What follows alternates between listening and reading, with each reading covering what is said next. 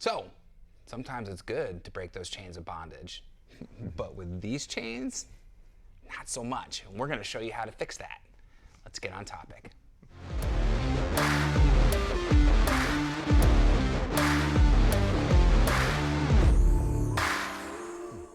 Hey everybody, it's Thomas with Get Out Arizona, and you are watching another ridiculously entertaining episode of Toolbox Topic. And once again, I'm joined by my co-host, Brandon Van Leuven. Brandon, how the hell are you? Still on the right side. Yeah, still on the right side of wrong today.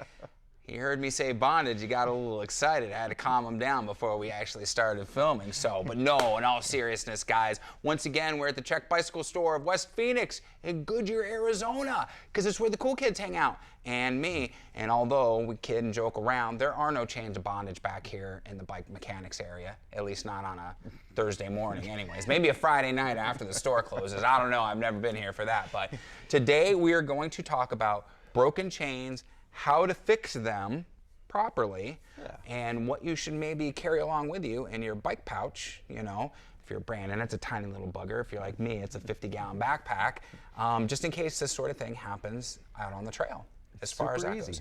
It's super easy. Again, we like to do the super easy stuff that you can do at home. Right. You don't have to come to the bike shop for this stuff. Right. Do it your damn self. Yeah. Now, it's kind of funny, right? Don't bother us.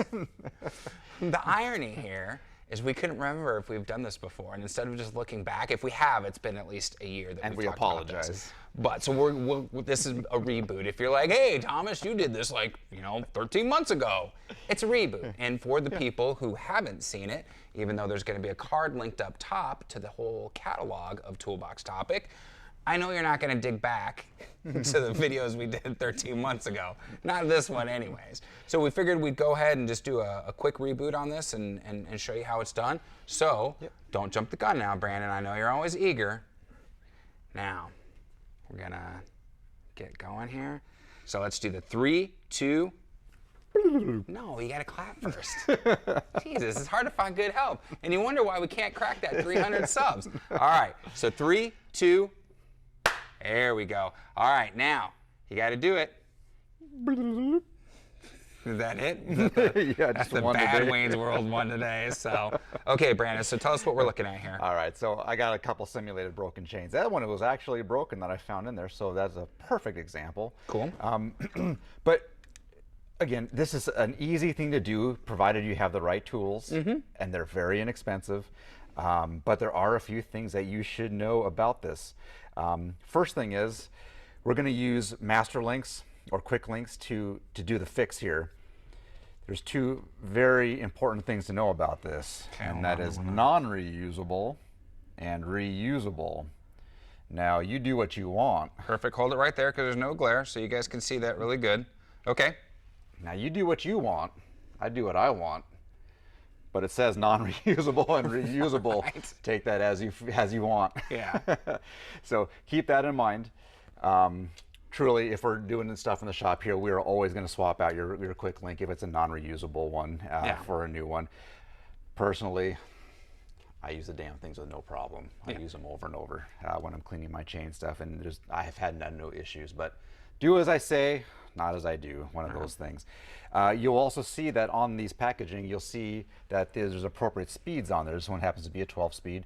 Make sure that you get the correct quick link or master link for how many speeds your bike's drivetrain is. Because that's going to be the thickness of the master link, because a 9-speed chain is a little thicker than a 12-speed. If you try to put a 12-speed on a 9-speed, you're not going to have anything on the back end of that to hook onto your plates onto. So those two things, reusable, non-usable, make sure that the speeds match up. 1.21 gigawatts! I'm joking, guys. I have no idea where that came from. A great thing, we talked about this a little bit, a great thing to have in your back pocket or in your camelback while you're riding. Right. And we've talked about this little guy as well. Fantastic little tool to have. Yep. Now, I actually bought 2 of these. Good. So I can keep one in each bag. Perfect. So I'm not trying to swap stuff around and everything, because I'm crazy that way. It's a great tool to have. Yep. In the shop, we use the Pro Mechanic one because it's more robust. But for most people, this is all you need, this little guy right here. Yeah. It's very inexpensive, again, at 20 bucks, but you can have this thing your whole life because this pin, if you break it or bend it, is replaceable for like $3. Yeah. A fantastic little tool to have. This is the Park one. I don't know if anybody else has a replaceable chain or a pin, to be honest with you. That's actually kind of like the dig chain this one. checker. Yeah, it's a great tool to have. Yep, I dig this one. This one's I highly recommend it. Okay. Another tool that you may need out there, but you don't need it, especially if you're on the trail, is this little guy right here. Okay. This is can disengage and engage the master link, and I'll give you a rundown on how this guy works. All right. But truthfully, all you really need is the master link, the chain tool, and that's all you really need. All right, we'll get on it. In the shop or out on the trail. So what we want to do is, this is the 9-speed that actually did break, and you can see that the plate busted off one side there. So what we always need to do is start with 2 fresh ends. While I'm cleaning up this end, it's important to note that we may be changing, depending on how many links you damaged and need to replace, you may be changing this, the length of your chain. Changing the length of your chain could really be detrimental to what your drivetrain is going to do when you get back on that bike. Right. So what I would do, say you're out on the trail, you're doing manipulations like this, do not go into your low gear, your 52, your 50, do not go into your lowest gear. What could potentially happen is if your chain was already on the short side, you're going to have an extremely short chain, and that thing's going to lock up your drivetrain. You could do damage to your derailleur, you could do more damage to the train, Right, to the chain, to the derailleur, yeah. all that stuff. So just to be safe, when you get home, before you get home, do not switch into your low gear out on the trail. Okay. So let's head back to this guy.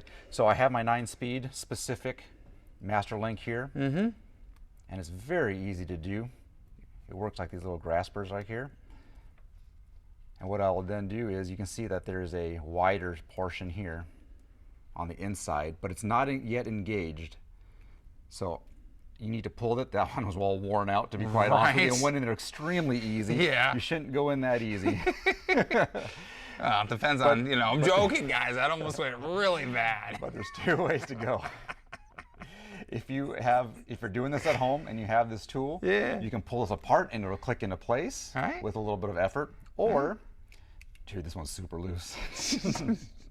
Or like a hooker in Vegas. No, guys, it's a children's show. Or you could run the master, goddamn. You could run the master link to the top of your drivetrain, and not the bottom. And what you could then do is hold onto the rear wheel, and then push on the front, on the pedal forward, and it'll pop into place as well. You could also use your body weight if it's a really tough one. The new Shimano ones are kind of tough to engage. So sometimes you need to put a little bit of body weight on there, and it'll pop into place. And the new Shimano ones will. A little bit of weight pops it in place, guys. Pop really, really well. See, it all started when I said chains bondage, and it's been downhill ever since, guys. He can't get his mind out of the gutter.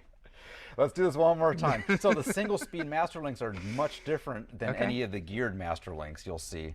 And while I'm talking, we should also note that there's also, if we have Shimano's, there are also replaceable pins that you can purchase. I don't like the pins. Well, for a while there was no choice, but the pins are super easy to lose if they're in your back, if they're in your camel bag or such. Man, they're kind of tough to find. But that also can be used, again, using the specific pin for how many drivetrain speeds you have. Now the single speed chain, the single speed master link is going to look like these guys right here. Again, super cheap, $1.90, $2 or something like that for that guy. And then the plate goes on top. I'm not going to pop this one into place because this is my brand new master link and I don't want to waste it. But you may need a needle nose plier or a or some kind of plier to pop this guy into place when it's on there. You just got to make sure that you are bending it forward so you give yourself enough slack, and this will pop right on. Some of the other ones you'll see, this is just one version of a single speed master link. Other versions of the single speed master link may have a clip that you have to pop this way, and you can pop it in with a, it's like a safety clip or a cotter clip that'll keep Not to be confused with the safety dance, guys. Right. It's completely different. But that is a single speed one. Again, please take this away from this, that the chain length might change. So do not switch into your ultra low gear in the back. Wait till you get home. Make sure you check the chain length. If you have twists in the chain, your shifting might be compromised a little bit. So this is just to get you back on the trail, get you moving. Hopefully you just broke that one link and you're able to replace that one link by cleaning up the ends and reattaching. And we're here if more stuff goes bad. All right, so here we go. Do the transition again, Brandon. There's a better one. All right, guys, so that was actually fairly simple with the right tools and the right parts, more importantly. Yep. Some people don't realize how critical just something as tiny as this can be. Yeah. I mean, and it's go to not your like, bike shop, have them suit you up with what you need. And they'll get you ready to go with a little kit, and you'll be good to go both at home and on the trail. Yeah. It's not like you can hold that chain together with a zip tie. No. It's not going to work. So, I know one of the things that I still to this day carry in my emergency roadside kit is one of the belts, but it's the adjustable belt. So it has the notches, and it's not going to last for, you know, hundreds and hundreds of miles, Right, but to get you home or something like point. that. Just in case, you never know. And I actually keep that one instead of one specifically for my truck now, the Tacoma, because it's easy. The other one broke. You don't have to use any tools. You just literally put it on there and tighten it down, and it makes it really simple. So similar, not the same, but similar. Yeah. So guys, yes, get to your local bike shop, have them set you up with a nice little chain repair kit, and yeah, the cost of the breaker, $20, and then you got the link, maybe another $7, $8 or something. Depending on what speeds and yeah, what you get and everything. So $35 with the tax and everything like that, you're set to help yourself or someone else you might come across on the trail that's got a broken chain. And that's pretty good. Heck yeah. In my opinion, that's pretty good. So, all right, guys, what do we say at this point in the video? Thank you, one, for making it this far. My God, you have an iron constitution, because fuck, most people just check out in the first couple minutes. Who are these chuckleheads, and why am I watching this? No, I'm joking, guys. Hit the like button, hit the subscribe button, and hit the bell notification icon.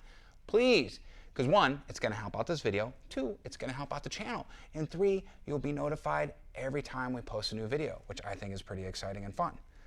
Secondly, there's going to be a link down below for Check Bicycle Stores of West Phoenix. If you have any questions about today's video or any of the videos that you've seen, in Toolbox Topic more specifically, I don't call these guys about a trail video or a garage video. They're just going to be like, what? Click that link, give these guys a call. They'll be more than happy to answer your questions, whether you are local or whether you are watching this in another state. If you're not close to a bike shop, or maybe you think your bike shop, they're a bunch of chuckleheads, who knows? They could be French Canadian if you're close, if you live in Minnesota. Would be Minnesota as close to Quebec? No, that would be more like Maine or something like that, Buffalo or something. But whatever, you can give these guys a call no matter what, and they'll help. They'll answer your bike questions. So, the next is our social media. We have Instagram, Facebook, and TikTok, the devil's work. But it's necessary to get the word out about Get Out Arizona. So we'd appreciate it if you followed those links and start following us on social media. You'll keep up on all the day-to-day affairs of Toolbox Topic, our adventures, our group hikes, our group bikes, and hopefully here, midsummer, kayaking trips. It's gonna be a lot of fun. Wow. See what happens. So hoping that one works out. And then the affiliate links and the other links below. Guys, I know it's exhausting, but if you click one of those links and you make a qualifying purchase, we will get a tiny commission. You will not be charged any additional money. And of course, it goes to help out the channel with park passes, gas money, and coffee money. So it's a good thing. And then last but not least, what we always say, it's what this channel, it's what Get Out Arizona was founded on. Be kind to yourself and others. Be amazing stewards out on that trail. And we have to ask you, what are you waiting for? Get Out Arizona. Yeah. We'll see you on that next adventure. Take care, everybody. Brandon, we'll see you next week. Word. Word. Word to your mother. We out. Yeah.